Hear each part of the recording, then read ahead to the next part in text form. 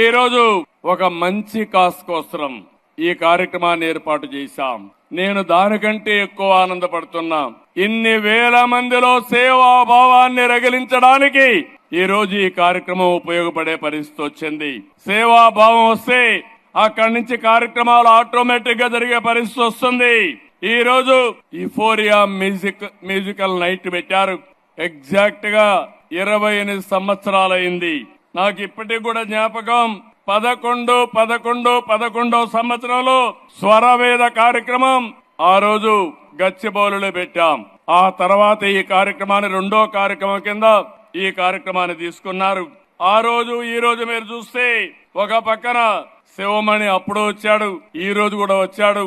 చాలా సంతోషం.